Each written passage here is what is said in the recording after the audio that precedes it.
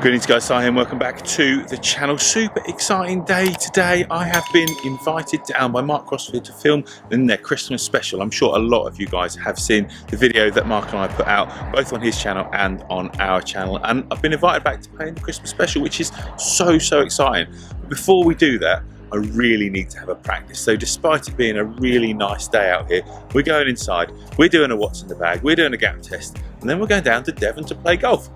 So come along for the ride. All yellow Pro V1Xs we're going to be using to make the test as fair as possible. SkyTrack down on the floor, set to bag mapping, starting with 7-iron, going up to driver, and then down from 9-iron to wedges.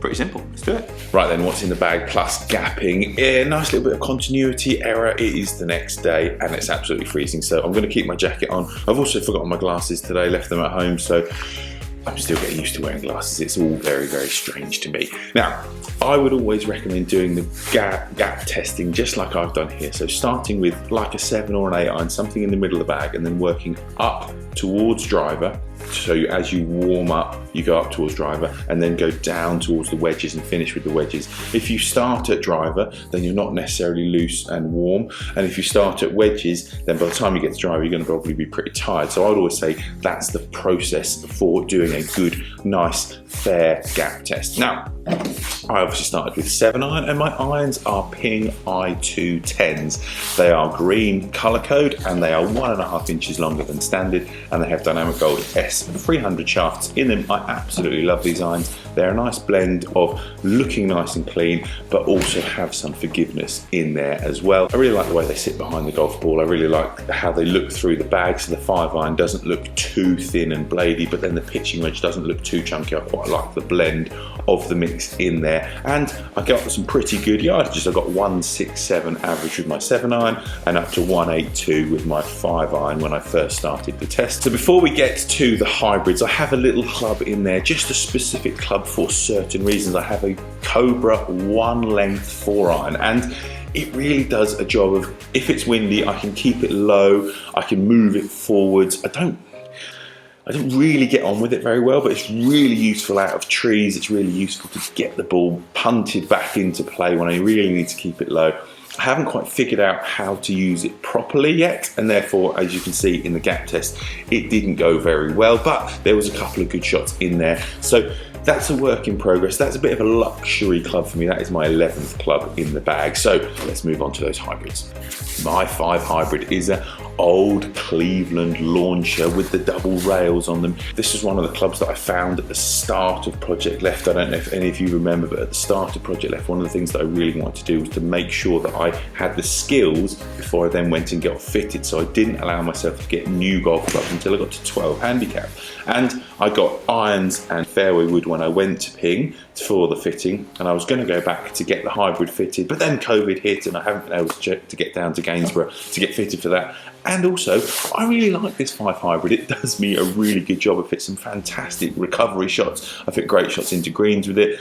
It's a really reliable club for me, and at the moment, it's not going anywhere. It also fits a really nice slot in my bag, so it goes 192 yards on the gap test we just did, and fits really perfectly between my 5-iron and then going into my 3-wood, which is of course a Ping G425 3-wood. I've got a Project X Even Flow Black in there in a 6.0, standard length with obviously my normal grip size, which is 3 layers of tape underneath a Ping mid-size grip, because I quite like the thickness of the grip, but I don't like a jumbo grip because I feel like there's just too much rubber on it. Really like it. It's been a club that I've had to grow into. I didn't really like it at the start. I was kind of forced to get it after my G410, but that's for another story. And I didn't really get on with it to start with, but I started to grow and grow into it. And it again fits my bag nicely. It went an average of 210 today in the gap test. So yeah, it fits a nice gap in my bag. Then moving on to driver, and I have a Maverick there with, oh, what shaft is it? Hang on one second.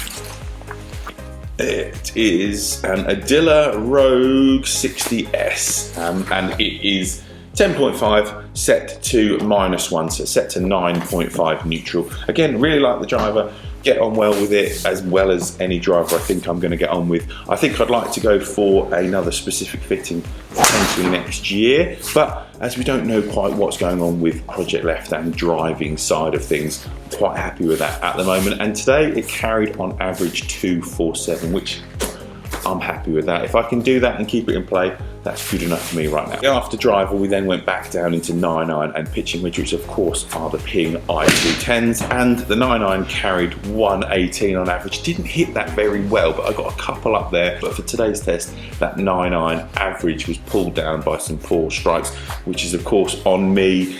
Still learning as a left-hander, still learning to play in glasses, all of those things. And then the pitching wedge was spot on. I hit it exactly where I wanted to, 120 yards carry, happy with that. Then we move into the 52-degree wedge, which is a glide 3.0 from Ping. Again, same lie code, green lie code, 1.5 inches over with the thick grip on it. And again, it sat exactly where I wanted it to, around about that 100-yard mark. Probably goes 110 if I need to hit it full, but I don't particularly like hitting it full if I don't need to. Then we move into the lob wedge, and that is where we find the cutter wedge. I still absolutely love this golf club because it serves a specific function for me in my golf bag. From thick lies, from bunkers, when I need to get it up really quickly and stop as quick as possible, it just does the job for me. I've hit some fantastic shots. It always gets some funny looks and some funny comments when I'm out there on the golf course, but I absolutely love it and it's not going anywhere. I have, however, changed the shaft and put a Dynamic Gold S300 in it and made it a bit longer for myself so that it fits in with the rest of the bag. But other than that, the club head, I just love it, and I really recommend that you go and, if you can, try it. So then we move to the putter, and I'm still carrying the Ping Answer 1960s absolute classic. This is very much a sentimental piece for me. It's not well fitted. However, when we went to Ping for my fitting, we had a putter fitting, and I came out really well in the aim test with the Ping. So that's probably why it stayed in the bag for longer than maybe it should do. If I was more specific about my putting, which I think I might have to be going forwards to get my handicap lower, then maybe I would look to change that. But at the moment, I'm really happy with it, and we're going to continue with it for definitely for the foreseeable future. Then we go finally to the bag itself, and it is a Ping Hoofer Light camo version with the PGA Live 365 logo on it. And I love this golf bag. It's super light, but big enough to have 14 clubs in it if I needed it, which I don't.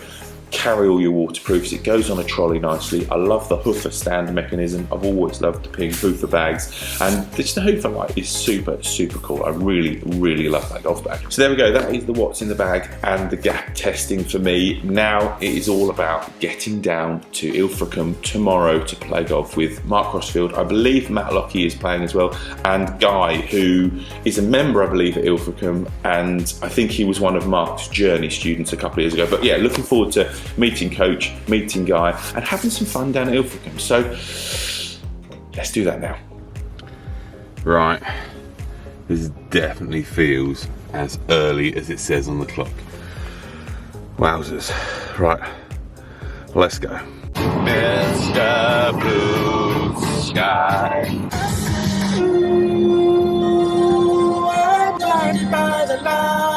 Well, we have arrived at Ilfracombe Golf Club. 5 hours in the car, but definitely going to be worth it. It is so windy, but I'm really looking forward to this. Mark and Matt have got some games lined up. Looking forward to meeting Guy, who's going to be taller than me, which is always an interesting concept. There's not many people out there taller than me, but really looking forward to this. So let's go get some breakfast and get out there.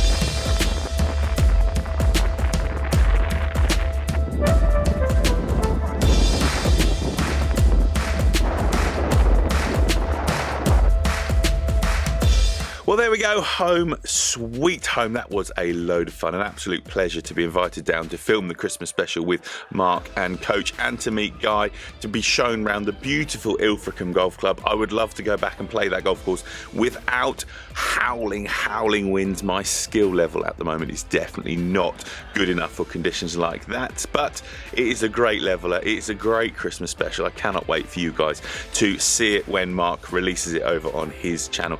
So I hope you enjoyed this episode of Project Left. A little bit of an update, what's in the bag, which I hadn't done for a little while, a gapping test, which I highly recommend you guys do as often as you can, just to keep on top of those yardages and to keep on making sure that if you are doing swing speed training or if you are doing some strength training, that you've got your yardages on point when you take them to the golf course, because that is a good baseline for then when conditions are like they were today, really tough. You can move your knowledge, move your skills, because you know where your baseline is at. So I hope you enjoyed this episode of Project Left. If you did and you do enjoy our content and you want to follow my always at the end, always, if you want to follow my Project Left journey and you want to follow Adam's Project Win journey, which hopefully will be back on track next year with a few more professional events, if you want to follow Ryan's development curve, which again hopefully will be back on track with him very soon. I know he's hankering for a new laptop so that he can get his editing a little bit quicker. If you do want to follow everything that we do over at PJ Life 365, hit that subscribe button. That would be amazing. Ring the bell icon, then you will not miss any of the videos we release in the future. But all that's left for today is to say is, my name's Simon. This was another episode of Project Left, and we'll see you down here on the channel next time. Bye bye.